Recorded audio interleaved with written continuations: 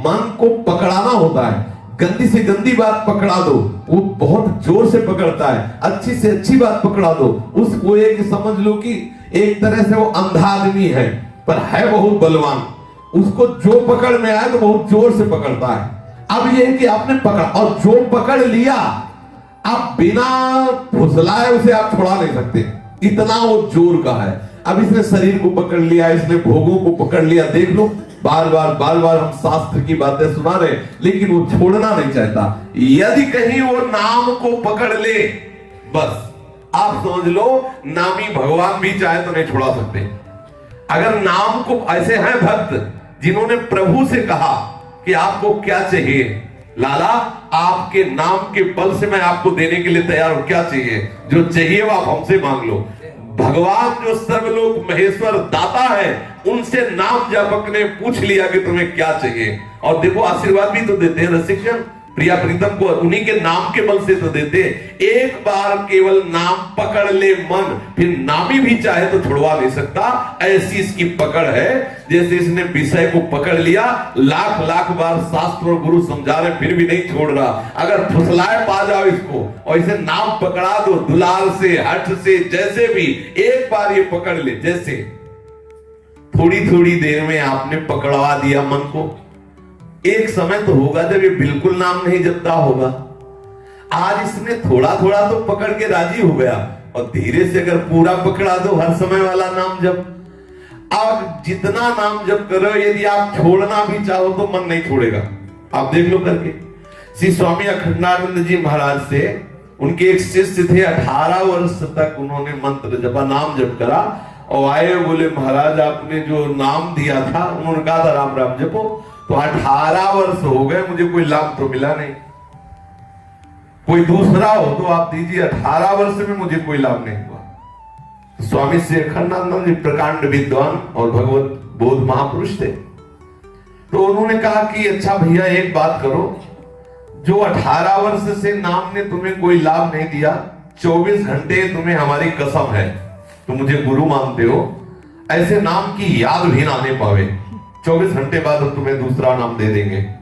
वो प्रणाम, जो ही प्रणाम किया तो अभ्यास 18 वर्ष का।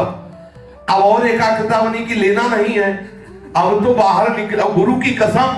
अब वो तो नाम मशीन की तरह शुरू, वो गेट के बाहर नहीं निकले, रो के लौट गया, बोले महाराज सब कुछ हो सकता है लेकिन अब नाम नहीं छूट सकता। बोले ये मिला 18 साल। अब जिसकी जिह्वा विवश होके गुरु की कसम खवाने पर भी नाम नहीं छोड़ रही, उसको भगवत प्राप्ति में क्या दुर्लभता रह गई। तू धैर्य पूर्वक रहे, तेरे प्रारब्ध का, कर्म संस्कारों का नाश हो रहा है, निश्चित तुझे भगवत प्राप्ति हो जाएगी। तो हम नाम को पकड़ा दे तो देखो इतना वो ईमानदार है कि जितना पकड़, सच्ची मानिए, जितना आपने पकड़ा दिया उतने पे आप भी छोड़ना चाहे तो आपको जलाना शुरू कर देगा।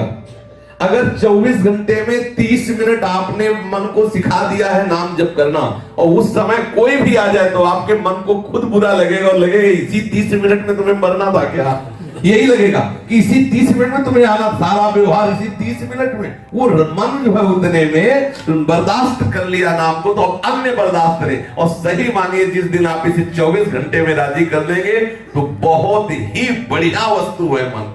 एक बार इसे प्रभु में लगा दीजिए, और एक बार प्रभु में लग गया तो फिर हटने वाला नहीं। जागृत स्वप्न सुसुप्ति स्फुरत में राधा पदार्थ छटा, ऐसी दिव्य, ये मन बहुत बड़ा सहायक है और मन बहुत बड़ा दुश्मन है।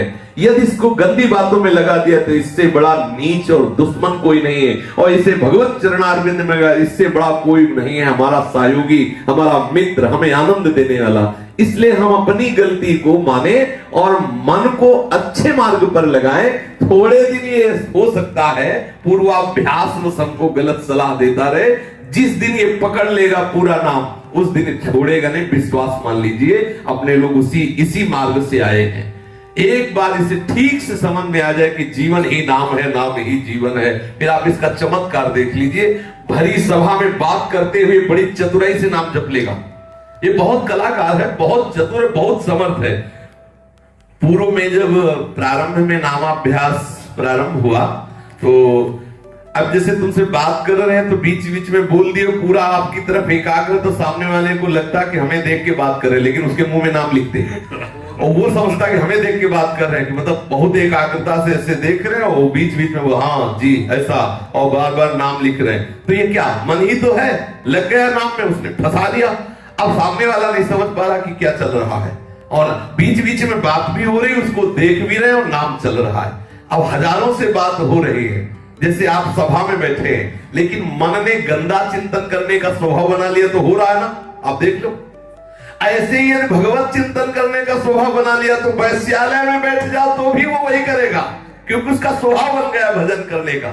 और अगर गंदा स्वभाव बन गया है तो आप चाहे जहां बैठ जाओ, अपने ही ताना बाना बुनेगा। देख लीजिए ठाकुर के सामने, बिहारी जी राधा वल्लभ जी के सामने खड़े होकर के भी ये वही ताना बाना बुनता। बहुत चतुर है, बहुत चतुर है।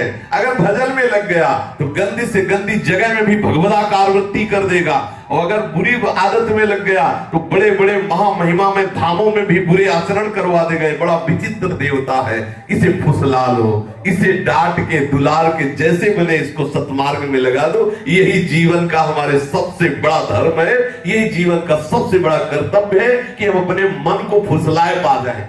मन को संभाल लिया तो सबसे बड़ा गुरु कौन, जिसने मन को चेला बना लिया? नहीं, चाहे जितने चेला हो, रहते सब मन के चेले ही हैं। मन को जिसने चेला बना लिया वही गुरु, वही महात्मा। जिसने मन को अधीन कर लिया वही सबसे बड़ा बलवान। नहीं तो सब बलवानों को धूल दूषित कर देने वाला ये मन है, एक मिनट में न जाने कहां से कहां खड़ा कर देता है।